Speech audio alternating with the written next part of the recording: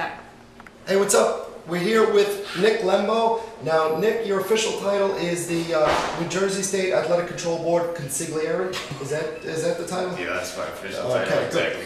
And Nick, you're really the guy who's responsible for legalizing MMA, the unified rules in New Jersey. And once you did that, it kind of opened up MMA and really allowed the sport to grow. So give us a little background on how it became legal in New Jersey.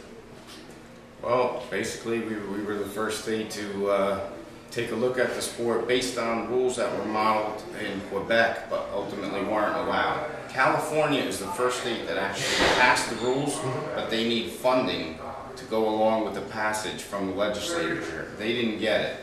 At that time, we were working with Jeff Blatnick, we were working with John McCarthy, and we ended up allowing shows in New Jersey under a temporary set of rules that we had drafted in conjunction with them, and we evaluated the first fight was Lou Neglia's Ring of Combat, then there was the IFC show, and then the UFC show. Then we had that meeting, which really where everything came together in April 2001.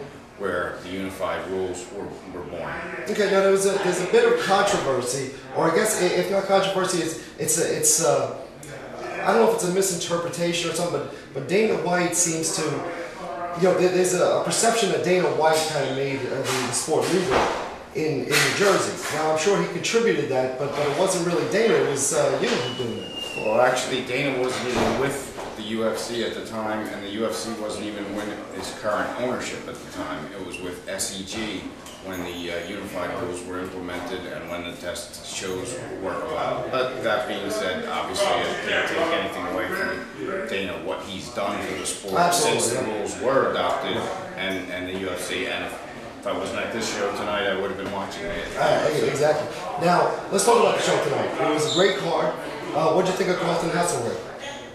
I'm still digesting that one. Nothing to take away anything from Carlton, but to come in your first fight in New Jersey and take on Shane Ott, that's no slouch. And then the way he dominated Shane, I've never seen anyone physically overpower and dominate Shane like he did. And I have to say, I was very impressed. So was I. I mean, the guy wasn't even breathing hard at the end of the fight. It was pretty good. And how do you like working with David Mastrogiovanni?